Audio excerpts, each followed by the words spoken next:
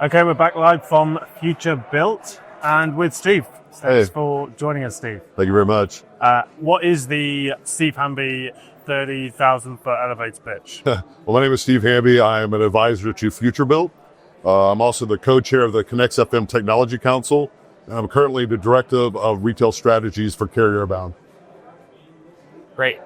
One of the things that we were talking about before we sat down and started recording was just the complexity that you encounter when you go to an owner of any buildings, many buildings typically, and how the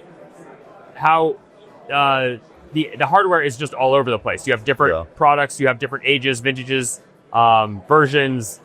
I would just love for you to give us a little bit of a background of what you're seeing when you go to, I have 1,000 sites. Sure. Yeah, so the problem is, the technology, 30, 40 years old, if you will. It started with a few companies that kind of really mainstreamed in. And then, like any new technology, a lot of people started getting on board. Yeah. It seems to me that as facility managers changed jobs and came on board, your multi-site operators ended up with as many as 10 to 12 different disparate systems. Yeah. A lot of these systems today are either unsupported or outdated. Yeah. Some of them are closed protocol. Yeah. And so accessing that data and the ability to write back to the data is very problematic. Right. And they didn't choose to have 10 to 12 different OEMs. Just all. you move into a new site, you're taking it over from a retailer, maybe they've closed. You may look at that and say, I can't spend the money to upgrade everything, or you don't have one OEM anyway that's like your core OEM. So the idea of centralizing on a stack or a product, it's hard to even make the decision of which one do I centralize on. That's exactly true. And, a lot of multi-site retailers, they don't own the properties, they take over. Yeah. So sometimes you just inherit the control systems that you have. Right. And that becomes very painful when you're trying to get that proverbial single pane of glass. Right. You've hired all these different teams, and if you get a hot or cold call, for instance, they got to go through and go, what system is in this particular site? Yeah. And how do I access that site? Yeah. One of the other things that you noted when we were just talking and catching up on just how things are going is what I heard you say was a bit of a move that you're seeing in the market, and what you're kind of focused on is we're not just selling you hardware because this is hardware that checks a box, so to speak. We're selling you an outcome, or we're selling you a solution to your problem. I'd just be interested in you expounding on that a little bit. Yeah, so everybody's talking. The AI has been the buzz for some time now. I prefer the term automation intelligence. Yeah. The ability to access data. Yeah. And we get all this data, but everybody's been getting the data for a long, long time. Yeah. Getting data is not any kind of, it doesn't really solve the bigger problem. Yeah. We need to be able to get that data, make it actionable, get some insights from it, and then be able to write back. Because what we really want to do is think of a scheduled set point change or predictive analytics or remote resolution. Yeah. These are the things that we want to actually do. So if you've got systems that are locked down or locked protocol, we can get this data. We can do a RESTful API. We could do a screen scrape. Right. We could get it from a SQL database. We can get data. But it doesn't help the FM if we just take that data and then make some recommendations back, because that's what they're already doing. Yeah. Right. They could get 100 work orders or recommendations. Oh, you should do this or you should do that. Right. What we do is automate that. So what we're seeing in the marketplace is the ability to build neural networks that can actually access this data, learn from it, and then write back. For instance, if you want to have the building at 70 degrees and it's 50 degrees outside. Well, we want to take in free air. We want to, use economizers. We want this to happen automatically. So that's really the Achilles heel today is across your building's portfolio. If you've got all these different systems, either they're outdated and unsupported, so the versions have expired, or if you have legacy systems that are on some network that you can't access, and even if it's BACnet or Modbus or LawnWorks, if it's locked down or proprietary, some GUI on the front of it, then we can still get the data. So a lot of multi-site retailers are a little gun shy about, can we give you our data? Are we going to allow you access to our building automation system, EMS system? Yeah. Yeah. And it's whether it's good data as well. I think what we learned with the things coming out of Oscar at the minute is this new data infrastructure and a way to create almost I hate using the word because it's probably not the right word, but like the standards that can then be applied to different real estate assets, whether it be multi-site or others. Yeah. So really, anytime you want to engage with a AI or a SaaS provider of a managed services, you need domain experts, you need data scientists, and like you said, we're not just backing a dump truck and dumping on you. You need to have a strategic plan of what do you want to accomplish. Yeah. And it's way beyond energy. Right. Truck roll reduction, predictive analytics. We want to know that something's broken before it's broken. Yeah. I always use this analogy. Getting a work order from a CMS platform or a store manager or anybody that says it's hot in here, that's not a work order. Yeah. It's hot in there. We know it's hot in there. What we want to do is be able to dive in, test the unit, and give some kind of value back to the CMMS program where we write a work order that says it's hot in here because rooftop number 2 is low on refrigerant. That's why you're going to roll the truck. We don't want to roll the truck out there for them to spend hours to triage, give them meaningful data and analytics so they know why they're going.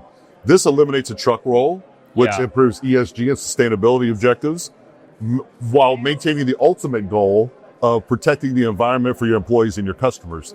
If we have 5 rooftop units, one of them is not working, we should be able to take the other 4 and change the ambient conditions within the site until we can actually come out for a proactive fix on the real root issue. So comfort doesn't change. We want the stores to remain open. That's the most important thing to a retailer. Right, of course. Doors stay open, and it's comfortable for both my employees and my customers. Right. Would you say when you kind of describe, I want to get to the outcome, I want to solve the problem, on the other side, there's too much data, it can be overwhelming. Would you say there's any places along that journey, maybe of a customer, if you will, where they're more acutely seeing the pain or the barrier or the blocker or the friction or however you want to describe it, where like getting the data to start with, like, or they're able to get the data, but it's like the initial, I'm drowning in data. How do Very good point. Most everybody I talk to is drowning in data. Remember, these companies have facility managers. They're not just responsible for rooftop units and light. It's the plumbing, floor care, waste management, and so forth. They're drowning in data. One of the things that I really focus on a lot is turning off the noise, turning off the alarms. Yeah. If you get an alarm at 6 a.m, whether it's an alarm or an employee or a manager, we've got it. Yeah. We don't have to tell you again at 9 o'clock, again at 11 o'clock, again at 2. Yeah. So the system needs to be able to pick up that there's an issue. Yeah. And be able to identify that we recognize this an issue. Yeah. And we're either working on it predictively or proactively. Yeah. Or a work order has been created, stop writing the alarm. Yeah. And this helps, think about work-life balance. These facility managers, the heroes of the FM world, they don't, I keep getting the same issue. Yeah. So we've identified there's an issue, we're on it, and then communicate back to when it's actually been resolved. And we can do enunciators, we can give phone calls back to the store, back to the manager themselves, to let you know we're on it. And in the meantime, with the assets that are available, improve the environment. Yeah. So with you being a carrier, naturally having a multi-site focus, but being broader and focusing on other assets, what are some of the big use cases that your customers are like, Steve, we need technology to solve some of these issues? Yeah, the biggest thing is keeping the stores open and operable, like I said, and knowing that here is my entire portfolio. Tell me what are my outliers. What do I need to focus on right now? And this single pane of glass, you need to have the ability to have a dashboard that says, this is broken, it needs immediate, urgent action, and then have that action be done. The other thing is autonomous actions. One of the things we're proud about at Carrier Abound is the ability to ascertain that there's going to be an issue, either remotely fix that issue or change the environment so the doors stay open, and give that feedback to the facility managers. One of the other things I think about a lot too is, pre-cooling, preheating system checks. We're exercising all these units, so we're going to know there's a problem before there's a problem. That's kind of the biggest things, not to mention the monumental amount of money that's saved from reducing truck rolls.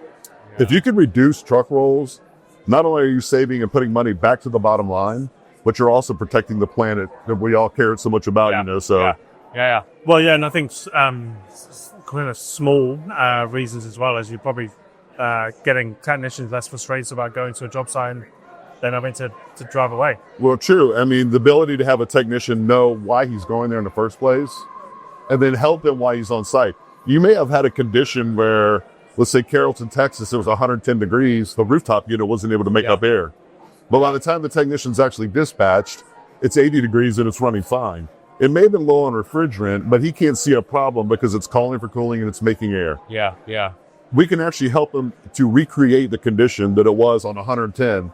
So he knows, at 110 degrees, this is the problem, and this is why we need to add refrigerant or whatever problem was existing at that time. Then give him a checkout procedure so we can notify the customer, this issue has been resolved. Or maybe you need to fix it. I mean, that's one of the ones. The other thing is we're coming up on a new year. There'll be CapEx budgets available. You hope? Well, the old-fashioned way is we're just going to replace everything that's 15 years or older. Yeah. We help customers identify what you really need to look at. Yeah. So if we test all the systems, all your assets across your portfolio, we can give you that cut list. This unit may only be 5 years old, but you've had 14 work orders on it. Now this unit over here has been running for 20 years and it's singing along just fine. So it gives you kind of a list of what you really should be looking at. That's Noreen said something similar when we spoke with us this morning. Yeah, exactly. It's funny because I was reading the transcript from an investor event that your CEO spoke at. He said basically the exact same thing. Like there are cases where we can build a business case to replace a big HVAC unit early. There's other cases where you can go later. The intelligence around making those CapEx decisions, I think, is an interesting development that we're going to see more and more. Right. And we talk a lot about AI and AI engines, the ability to pull in data from multiple different streams, store profitability reports, lease reports, landlord owned. You take a big, large multi-site portfolio with thousands and thousands and thousands of assets, just managing not alone what's on your roof. Think of somebody who purchases or rents, new space every day. What's on the roof? We don't know. So asset tagging, asset management, when was the last work order performed? What was performed during that work order? Warranty replacement, warranty with all the values, and then continuous commissioning. Once all that data is coming in and we're actually put it into the platform, it learns from itself and it says, no, you just fixed this 2 weeks ago. Maybe this needs to fall back to the contractor. Maybe, there's a warranty fix here. Yep. Nice. So, better data, more data, better data. Try and sift through that dirt over the course of the next over the next year. 2 questions just before we run out of time. With where we're at as an industry, and not just multi-site focused, but just broadly speaking, where are we at in terms of maturity from a technology standpoint? Because we've spoken to people today and just throughout the last few months doing these conversations and individually, that some are saying the technology's there, we just need better avenues, better application to getting the technology into the field. So one of the things we focus on too, like I said earlier, I don't want to sit down and just dump our platform on you. I want to know what your building strategies are. Where do you want to be today, tomorrow, and then think about the future. Now, a lot of these companies have, like I said, legacy controls or controls systems you can't access. So the real word is technology refresh. But the speed of AI and controls is moving so rapidly that putting in like another building automation system, the proverbial Jace or something in a back room, it almost becomes nonsensical because cloud technology is where we want to go. We want to be able to put embedded IoT sensors, devices that are communicating, getting 1 minute incremental data all the time, and we want to be able to push and pull.